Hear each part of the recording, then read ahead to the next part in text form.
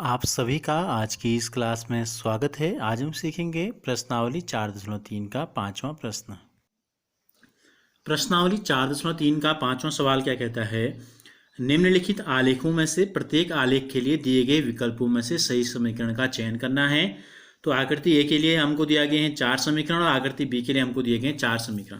तो देखो दो आलेख हमें दिए गए हैं, यह है आकृति ए और यह है आकृति बी। इन दोनों में से क्या है, एक रेखा का समीकरण, रैखिक समीकरण का आलेख यहाँ पर खींचा गया है।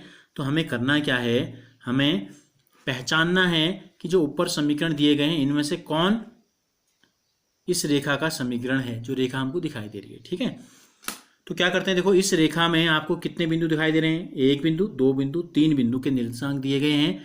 तो हम क्या करेंगे, जिस समीकरण में ये तीनों बिंदु का मान रखने पर दायां और बायां पक्ष बराबर आ जाएगा, वही समीकरण इस रेखा का समीकरण होगा। तो हम शुरू करते हैं। पहला बिंदु लेते हैं ऋण 1,1। क्या लेते हैं, ऋण 1,1 रखते हैं पहले वाले में। पहला समीकरण है y बराबर x। y बराबर क्या है, x। हम क्या करते हैं, हम पहले ऐसा करते हैं, बिंदु ले लेते हैं। इसको हम ले लेते हैं a, ये o ही है, और ये ले लेते हैं b। ठीक है, तो बिंदु a के लिए हम लिखते हैं, यहाँ पर हम लिखते हैं बिंदु a के लिए, यानी कि हम एक बिंदु ए में जो मान दिए गए उन मानों को रखेंगे। x बराबर ऋण 1 और y बराबर 1। x बराबर ऋण 1 और y बराबर 1। तो y का मान हमने रख दिया 1 और x के स्थान पर हमने रख दिया ऋण 1। तो देखो बीच में क्या दिखाई दे रहा है आपको, बराबर। क्या ये दोनों बराबर होते हैं? बिल्कुल नहीं होते। तो इसका मतलब ये जो समीकरण है ये इस रेखा का समीकरण नहीं है। अगर एक बिंदु भी सत्यापित नहीं हुआ, दायां बायां मान पक्ष बराबर नहीं आए, तो हम दूसरे बिंदुओं के लिए इसकी जांच नहीं करेंगे, इसकी कोई जरूरत नहीं है। अब हम लेते हैं दूसरा समीकरण, लेते हैं x धन y बराबर 0। क्या लेते हैं हम, दूसरा समीकरण हम लेते हैं x धन y बराबर 0। a के लिए हम इसमें क्या रखते हैं, x का मान रखते हैं ऋण 1। x का मान है ऋण 1 और y का मान है 1। तो ऋण 1 धन 1 0। सही हो गया। दाएं पक्ष से बाएं पक्ष से क्या हो जाएगा, दोनों जो क्या 0 बराबर 0 आ जाएगा। देखो यानी कि बिंदु ए इस रेखा पर स्थित है। इसी प्रकार बिंदु बी क्या है, ओ है। बिंदु ओ है 0,0। दूसरा बिंदु हमको दिया गया है इसमें 0,0। ये 0,0, 0,0 रख के देखते हैं। तो एक्स धन वाई बराबर 0 धन 0 बराबर 0, यानी कि 0 बराबर 0। दूसरा बिंदु भी इस रेखा पर स्थित है। और तीसरा बिंदु है 1, ऋण 1।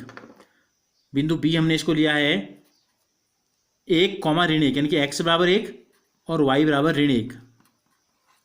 देखो 1 धन गुणा ऋण 1 बराबर 0, 0 बराबर 0। तो इस प्रकार हमने क्या देखा, हमने ये देखा कि इस रेखा में जो तीन बिंदु आपको दिखाई दे रहे हैं ए ओ बी, ये तीनों बिंदु इस दूसरे नंबर के समीकरण में जब हमने मान रखा तो दायां पक्ष और बायां पक्ष दोनों बराबर आए।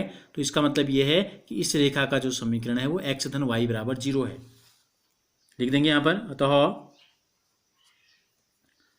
आकृति ए, स्मॉल ए है, का समीकरण x धन y बराबर 0 ये हमको प्राप्त हो गया। इसी प्रकार दूसरी आकृति में हम देखते हैं, पहला समीकरण क्या है, y बराबर x धन 2। पहला समीकरण है y बराबर x धन 2। इन बिंदुओं के भी हम कुछ नाम ले लेते हैं। b हमने यहाँ लिया था, इसका नाम हम ले लेते हैं c, इसका नाम ले लेते हैं d और इसका नाम ले लेते हैं हम e। ठीक है, तो c का मान रखते हैं। देखो c बिंदु क्या है, ऋण 1,3। x बराबर ऋण 1 और y की जगह रख देते हैं 3। देखो कितना आ रहा है, 2 में से 1 गया 1, बराबर आ रहा है, नहीं आ रहा है। तो यानी कि ये रेखा का समीकरण नहीं है, यानी कि इस रेखा का समीकरण ये नहीं। हमने क्या किया, y की जगह पर 3, x की जगह पर ऋण 1 रखा, तो हमने देखा कि 3 आ रहा है, यहाँ आ रहा है 1, तो ये बराबर, ये रेखा समीकरण नहीं है।